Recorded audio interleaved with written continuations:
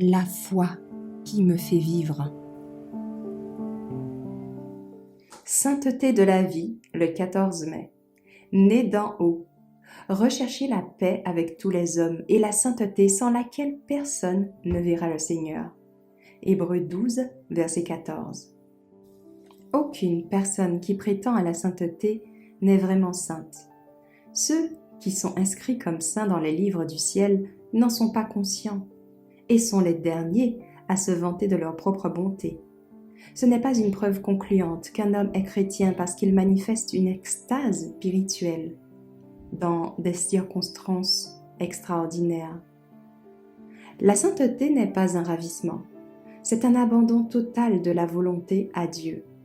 C'est vivre selon toute parole qui sort de la bouche de Dieu. C'est faire la volonté de notre Père céleste. C'est faire confiance à Dieu dans l'épreuve, dans les ténèbres comme dans la lumière. C'est marcher par la foi et non par la vue. C'est s'appuyer sur Dieu avec une confiance inébranlable et se reposer dans son amour.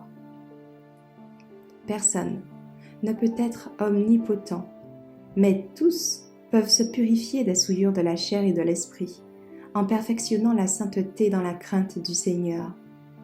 Dieu exige que chaque âme soit pure et sainte. Nous avons des tendances héréditaires à faire le mal. C'est une partie de soi que personne n'a besoin de porter. C'est une faiblesse de l'humanité que chérir l'égoïsme, car c'est un trait de caractère naturel. Mais à moins de se débarrasser de tout égoïsme, à moins de se crucifier, nous ne pourrons jamais être saints comme Dieu est saint.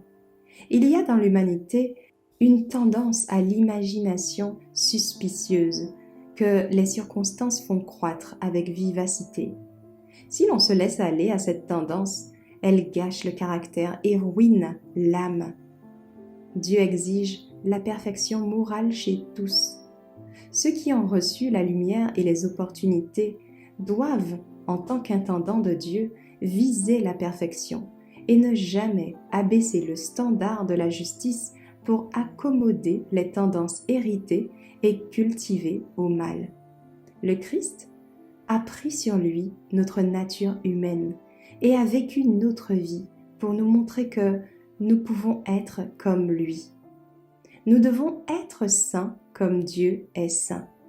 Et lorsque nous comprendrons toute la signification de cette déclaration et que nous mettrons notre cœur à faire l'œuvre de Dieu, à être saint comme il est saint, nous nous approcherons de la norme établie pour chaque individu en Jésus-Christ.